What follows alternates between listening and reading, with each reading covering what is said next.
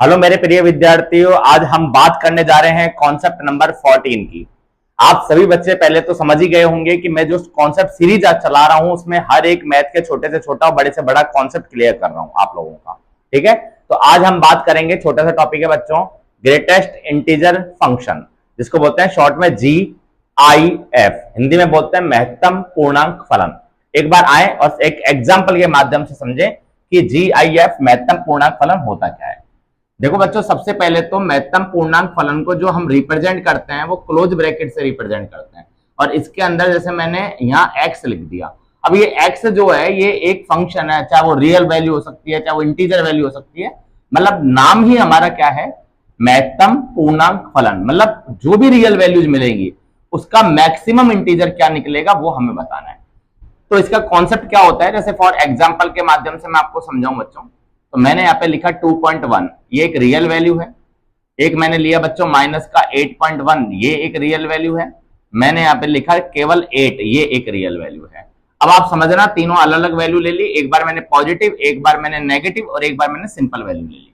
ठीक है, आप देखेंगे कि ये सारी वैल्यू रियल है ना। ये तो इंटीजर भी बोल सकते हैं लेकिन रियल तो है ही तीनों वैल्यू। इसको मुझे इंटीजर में कन्वर्ट करना है, जो भी मैक्सिमम में।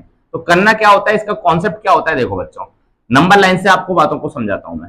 जैसे मैंने बोला 2.1, तो आप कहेंगे सर 2.1 कहां आएगा, 2 और 3 के बीच में कहीं ना कहीं 2.1 यहां पर आ जाएगा बच्चों, समझना अच्छी तरह।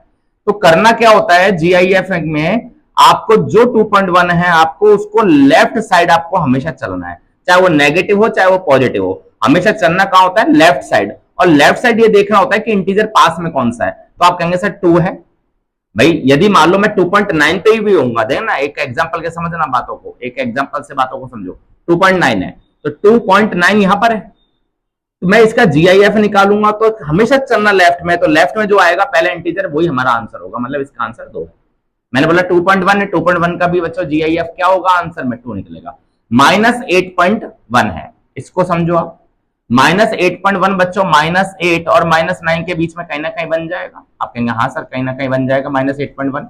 अब -8.1 के मैंने बोला कि मुझे GIF निकालो, तो हमेशा लेफ्ट साइड चलना है।